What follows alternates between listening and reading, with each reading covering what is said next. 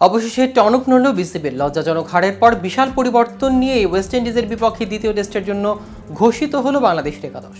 Series সমতায় শেষ করার লক্ষ্য নিয়ে আজ জ্যামাইকার কিংস্টনের সাবিনা পার্কে সিরিজের দ্বিতীয় শেষ টেস্ট ওয়েস্ট ইন্ডিজের বিপক্ষে মাঠে নামছে সফরকারী বাংলাদেশ। সিরিজের প্রথম টেস্টে বড় পরাজয়, আবারও সেই পুরনো রোগ ব্যাটিং ব্যর্থতা ধরা পড়েছে। তবে এসব নিয়ে ভাবতে নারাজ কোচ ফিল সিমন্স। আবারও দাপটের সঙ্গে ঘুরে দাঁড়ানোর আশাবাদ ব্যক্ত করলেন তিনি। অবশ্য বাংলাদেশ দলের জন্য এটি বাঁচা মরার ম্যাচ, কেননা সিরিজ বাঁচাতে টাইগারদের সামনে জয়ের কোনো বিকল্প নাই। তবে সেক্ষেত্রে কোন 11 জনকে মাঠে নামাবেন বাংলাদেশ কোচ, ক্যারিবীয় বধের মিশনে এবার কোন উপায় একাদশ সাজাবেন ফিল সিমন্স, তা নিয়ে বিস্তারিত থাকছে আজকের প্রতিবেদনের বাকি অংশে। কেটিভি ক্রিকেট চ্যানেল থেকে আপনাদের সাথে আছি আমি মাহমুদ রহমান।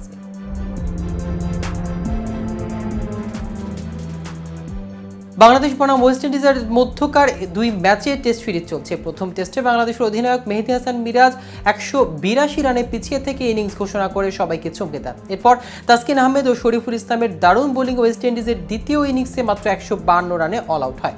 তাসকিন একাই নিয়েছিলেন 6 উইকেট।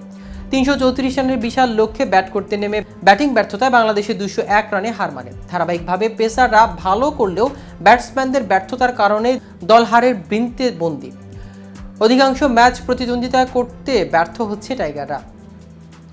আগামী 30 তারিখ সিরিজের দ্বিতীয় ও শেষ টেস্ট ম্যাচ মুখোমুখি হবে বাংলাদেশ ও ওয়েস্ট ইন্ডিজ। সিরিজের সমতা আনতে মরিয়া বাংলাদেশ দল। দ্বিতীয় টেস্টে ওপেনিংয়ে আসছে বড় পরিবর্তন। মাহমুদুল হাসান জয়ের পরিবর্তে ওপেনিংয়ে সাদমান ইসলামকে দেখা যেতে পারে জাকির হাসানের সঙ্গী হিসেবে। 3 নম্বরে থাকবেন বাংলাদেশের সেরা টেস্ট ব্যাটার মুমিনুল হক। 4র্থ নম্বরে ব্যাট করতে পারেন প্রস্তুতি ম্যাচে ভালো করা মহিদুল ইসলাম। 5ম স্থানে লিটন দাস ও 6ষ্ঠ স্থানে অধিনায়ক মেহেদী হাসান মিরাজের নাম রয়েছে। 7ম স্থানে খেলবেন প্রথম টেস্টে 50 করা জাকের আলী অনেক। স্পিন বিভাগে থাকবেন তাইজুল ইসলাম ও মেহেদী হাসান মিরাজ। পেস বিভাগে এক পরিবর্তন দেখা যেতে পারে, শরীফুল ইসলামের পরিবর্তে একাদশে জায়গা পেতে পারে নাহিদ রানা।